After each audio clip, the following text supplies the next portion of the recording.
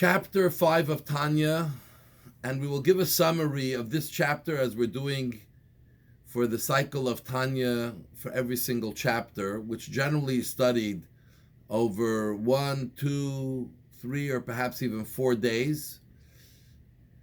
And in chapter 5, the Alter Rebbe is honing in and focusing on something that he said in chapter 4, which is that it says that we cannot grasp God.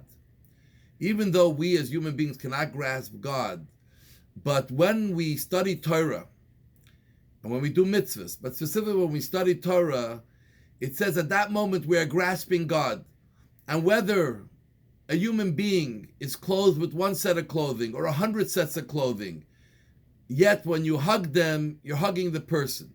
So too, even though the Torah came down into physical matter, it talks about physical matter, but yet when you study Torah, you're grasping God. And here in this chapter, the Alter Rebbe is going to explain what is unique about Torah study.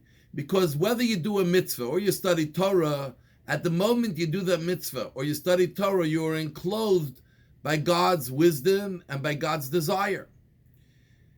But there's something unique that happens when you study Torah. And that is that besides the fact that God encompasses you during the time you're studying Torah, but as the nature of wisdom is that you are thinking about and you're grasping the idea that you're trying to understand within your wisdom. So your mind is both enveloped by God, but it's also enveloping the piece of wisdom that it is studying.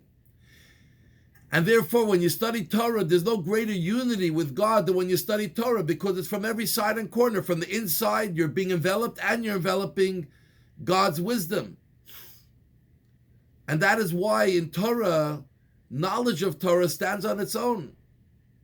That there are many laws in the Torah that it says will never happen. But God wanted it so, and therefore when we studied, we connect with God, and that is what is the most important element. And therefore Torah is also called food. Because Torah, like food, gets internalized. When you eat food, it becomes part of you, as opposed to a smell which you smell. When you move away, it's not there anymore. But food becomes part of you, and you carry it with you. It becomes part of your blood. So too, when you study Torah, God becomes internalized within you, which is something unique to Torah that all the mitzvahs don't have. And therefore, we're told that Torah study is compared to all the mitzvahs together. Because with all the mitzvahs, God is enveloping you, but through Torah, you're enveloping God and the essence of God as well. And this is what is so unique about the study of Torah and so much emphasized about the study of Torah. This concludes chapter 5.